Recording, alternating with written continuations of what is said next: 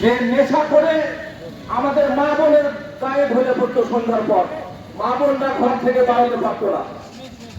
এই মাদক, এই প্রশাসন, পুলিশ, ডিবি, এনএসআই এদেরকে বলে কোনো লাভ হবে না। প্রত্যেকটা পাড়ায় পাড়ায়, মহল্লায় মহল্লায় এই মাদক বিরোধী অভিযানের কমিটি করে দিতে হবে। কারা বেচছে, কারা আড্ডা দিচ্ছে, কারা খেতে যায়, এই জিনিসগুলো চিহ্নিত করতে হবে।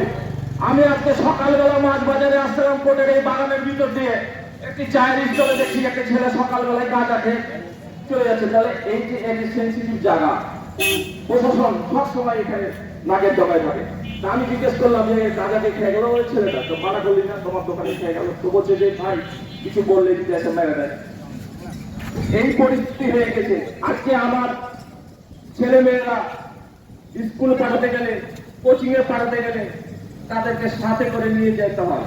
কারণ যদি একটা মাদকাসক্ত ছেলে যদি আমার মেয়েটাকে ইফটিজিং করে, তারপরে আমি এখানে আমাদের পার্শ্ববর্তী আছে মাদকদ্রব্যের অফিস। আমি কিছুদিন আগে বললাম যে ভাই আপনারা এখানে মাদকদ্রব্য অফিস খুলে বসে আছেন, এখানে রাত সন্ধ্যার পর থেকে মাদকের আসর বসে যায়। ওই ড্রাইভার, হেল্পার, বিভিন্ন পকেটে ছেলে পেলে আসে, এখানেই তো আড্ডা দিচ্ছে, এখানেই তো খেয়েছে। তা আপনার অফিসের টাকাতেই যদি খাই, তাহলে ওই জোর বাগান, ওই আজয়পুর, ওই জিয়ানগর, উস্কাটি পাড়া, এইসব এলাকায় কি হবে ভাই?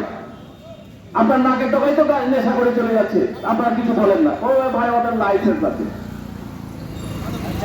আজকে এই 5 তারিখের পর পুলিশ প্রশাসন কোনোভাবেই কাজ করছে না। আজকে মাদকের এতই ছড়াছড়ি হয়ে গেছে যে প্রত্যেকটা পরিবারের মধ্যে মধ্যে খুঁজতে গেলে একটা করে পাওয়া যাবে। আজকে আপনি 200 টাকা দিয়ে একটি সিগারেট না খেয়ে, এক প্যাকেট বেনসন না খেয়ে, ওই 200 টাকা দিয়ে যদি আপনি কলা, আপেল, মালটা, বিভিন্ন ধরনের পুষ্টিকর খাবার যদি আপনি বাচ্চাকে নিয়ে যেতেন, তাহলে আপনার বাচ্চারাও পুষ্টি খাবার খেল, আপনিও এই মাদকের কাছ থেকে রেহাই পেলেন। তো সকলকে ধন্যবাদ। আজকে যারা এই মাদক বিরোধী মানববন্ধনে উপস্থিত হয়েছে, প্রেস মিডিয়া থেকে সকলকে, অঙ্গ শহরের নেতৃবৃন্দ, সকলকে আন্তরিক শুভেচ্ছা জানিয়ে আমি আমার বক্তব্য শেষ করছি। খোদা হাফেজ, আসসালামু আলাইকুম।